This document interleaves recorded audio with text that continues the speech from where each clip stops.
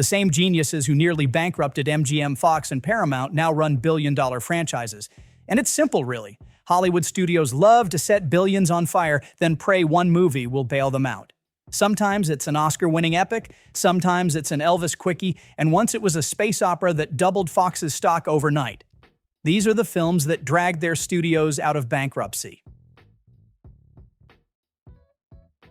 This is a perfect case of history repeating itself. So, back at the start of 2025, you probably remember all the headlines. Trump and Jon Voight promising to make Hollywood great again. The idea was you slap some heavy tariffs on movies made overseas, give out tax breaks for shooting in the US, and suddenly all the jobs come back. Lots of big talk. Not much actually happened. It's August now, and Hollywood's still mostly filming in Hungary. But here's what's funny. Go back to the late 1950s, and Hollywood was having this exact same fight. MGM, once the king of the studios, was on the brink.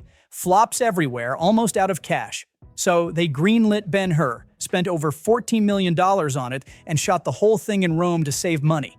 MGM was basically bankrupt, and filming in the US would have been way too expensive.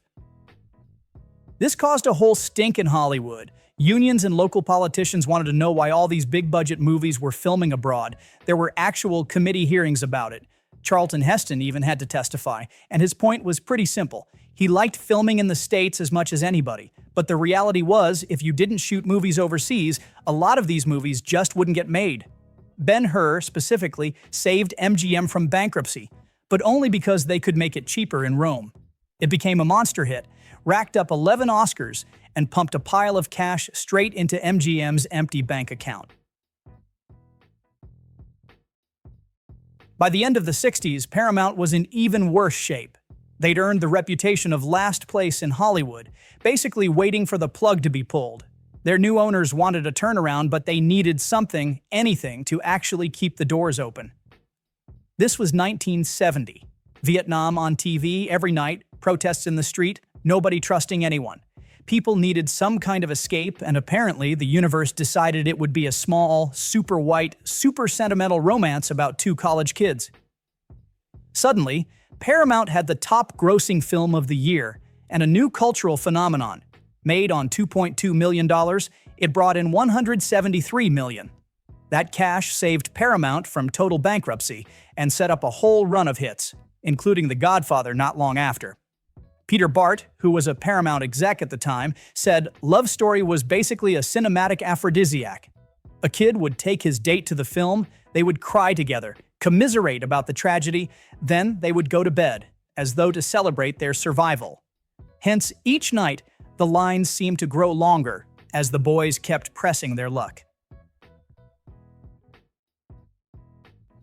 You'd think after Love Story bailed them out, Paramount would have learned something, right? But no. By 1971, they're right back in trouble. Still suffering flop after flop, and their parent company, Gulf Western, is just about ready to write the whole studio off as a loss. Then The Godfather happens. Coppola's take on Mario Puzo's book becomes the biggest movie of 1972, multiple Oscars, total cultural reset. But here's the part people always forget. This all started in 1968 with Mario Puzo, just some unknown writer from New York walking into Robert Evans' office. Evans, who was the head of production at Paramount, only even took the meeting as a favor to a friend. Nobody expected much. But then Puzo's book takes off and the movie turns out to be a juggernaut. It saved Paramount Pictures, minted a new generation of movie stars, and sparked a war between Hollywood and the mob. It straight up kept Paramount from getting liquidated.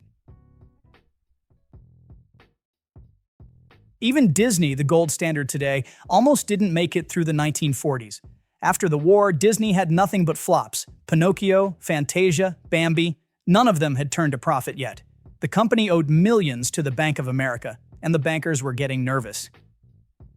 So Walt decided to roll the dice on one last shot, Cinderella. He bet everything left on this one feature. Didn't even have the luxury of scrapping months of work like he'd done before.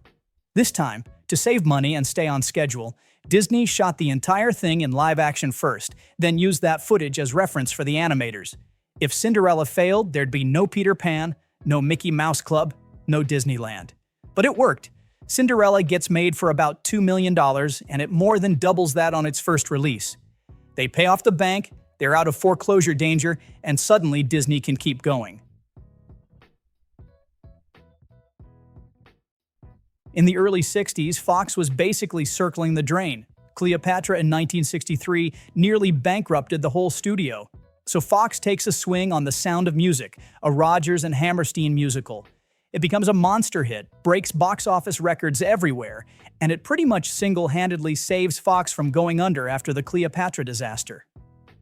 The money from Sound of Music brought Fox back from the edge, gave them a record year in 1965, and let the studio survive long enough to actually turn things around, at least for a while.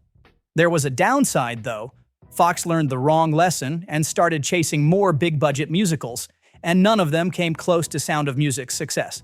So Fox basically ran itself into the ground once again in a few years. By the mid-70s, Fox was back in rough shape, basically almost bankrupt before 1977. Then along comes George Lucas with this weird sci-fi thing, and Fox, maybe out of desperation, greenlights it. You know the rest. Star Wars comes out in May 1977 and just explodes. The stock price doubles within weeks. By the end of the year, Fox posts $79 million in profit, which is more than twice their previous best year.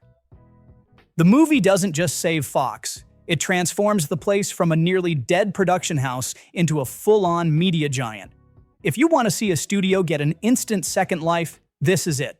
Star Wars didn't just bring in money, over $775 million in its original run. It kicked off the blockbuster era, locked in Fox's future for years, and launched the second highest grossing film franchise of all time. Allied Artists is kind of a classic story. Did fine with B-westerns through the 50s, then got ambitious and nearly wiped themselves out.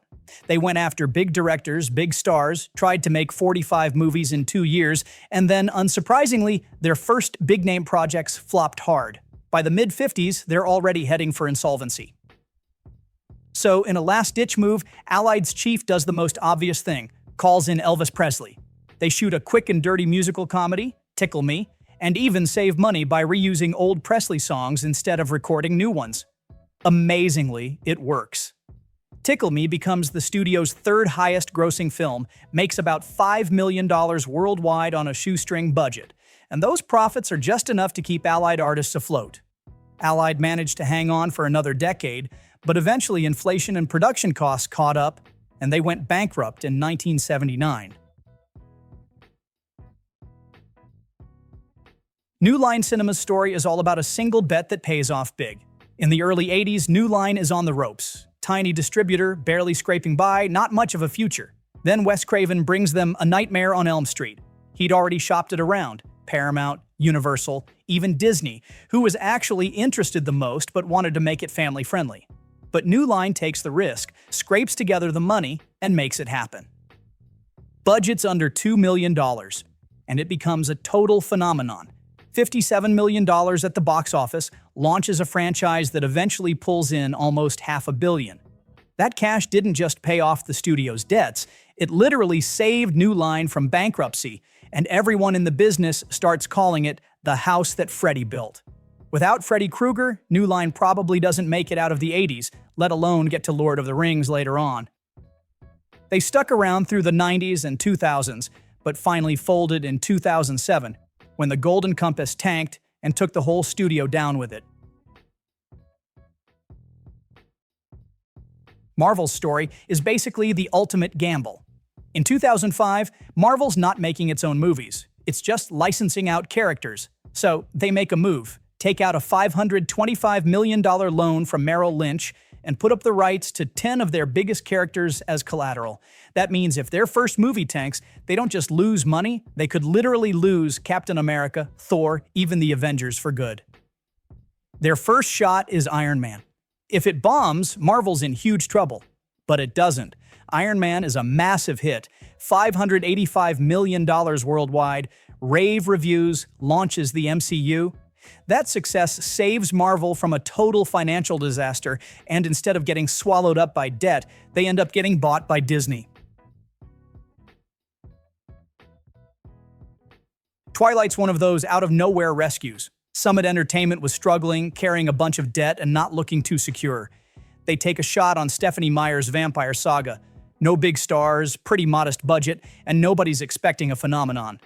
But then it comes out, pulls in $69 million opening weekend, which was the biggest ever for a female director at the time, and just keeps going.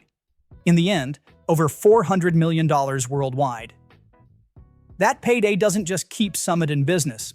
It wipes out their debt, lets them stay independent, and suddenly everyone wants a piece of Summit. And in 2012, Lionsgate swoops in and buys them, mainly to get the Twilight franchise.